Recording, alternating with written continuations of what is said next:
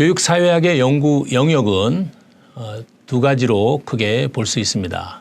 그래서 바로 양적 연구와 질적 연구 두 가지로 볼 수 있고요. 최근에는 두 방법을 상호 보완해서 사용하는 복합 연구 방법도 활용이 되고 있습니다. 자, 크게 양적 연구, 질적 연구 두 가지로 양분이 된다고 했는데 양적 연구와 질적 연구가 어떤 건지 자세히 살펴보도록 하겠습니다. 그 전에 벌써 교육사회학의 다양한 연구 영역이 있는데 그 연구 영역에 대해서 칼 마나임, 스나이더 그리고 유네스코 세 군데에서 어떤 연구 영역을 계속적으로 지속적으로 활용해 왔는지 한번 살펴보도록 하겠습니다. 먼저 칼 마나임은 교육자를 위한 사회학이라는 연구 영역에서 인간성과 사회 질서 그리고 사회 집단이 개인에게 미치는 영향 그리고 사회 구조 이렇게 연구 영역을 구분을 했고요.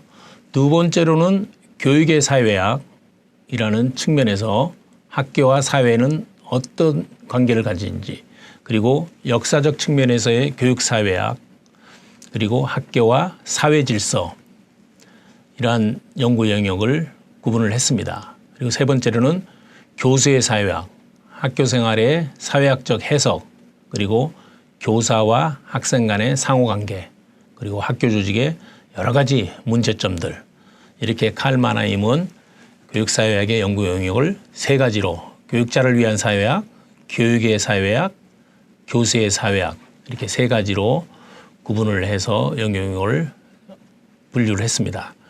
네, 그리고 스나이더는 교육사회학의 연구 영역을 첫 번째로는 사회 계급과 교육 그리고 교사의 사회적 역할과 교직 세 번째는 제도로서의 교육 그리고 사회 체제로서의 학교 그리고 문화실조 아동과 교육. 문화실조라는 건 우리가 이제 영양이 불충분할 때 영양실조 걸렸다고 하죠. 그렇죠. 마찬가지로 문화적인 혜택을 많이 받지 못한 그런 문화실조 아동이라고 표현을 합니다.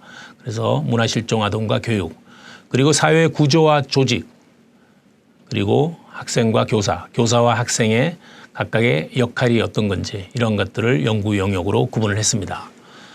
그리고 유네스코에서는 아래와 같이 사회 계층과 교육 그리고 계층 이동 그리고 교육의 기회 그리고 세 번째로는 인종 문제 그리고 네 번째로는 능력별 학습 집단 그리고 학급의 사회적 구조 학생의 역할 기대 그리고 교사의 역할 어떤 교사에게는 어떤 역할이 필요한지 그리고 교사의 지위에 대해서 그리고 교육의 다양한 정책들 그리고 사회 정책들에 대해서 그리고 끝으로는 문화와 학교 이러한 것들을 교육사회학의 연구 영역으로 구분해서 이야기를 하고 있습니다.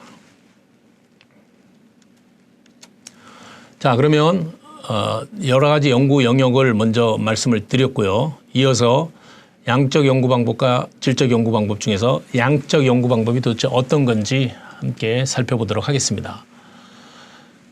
양적 연구 방법은 다른 표현을 하면 실증적 연구, 실제로 증명해내는 연구 또는 경험주의적 연구 방법이라고 불립니다. 그래서 경험적인 자료 그리고 이 자료를 통계 처리해서 수량화, 수치화하는 그러한 연구 방법입니다.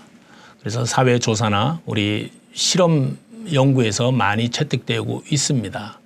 여러분들도 아마 한두 번 정도는 실제로 설문지 등을 받아보신 경험이 있을 겁니다. 뭐 다양한 주제에 대한 설문지를 받아봤을 텐데 이 설문지를 활용하는 것이 바로 양적 연구라고 보시면 되겠습니다. 그래서 설문지를 활용해서 짧은 시간에 주어진 시간이 뭐 한두 달 이내, 보름 이내 이렇게 짧은 시간에 객관적인 자료를 수집하고 분석해서 하는 게 양적 연구인데 아무래도 연구자 중심보다는 객관적인 관점에서 연구를 전개할 수 있다는 그러한 장점을 가진 것이 바로 양적 연구 방법입니다.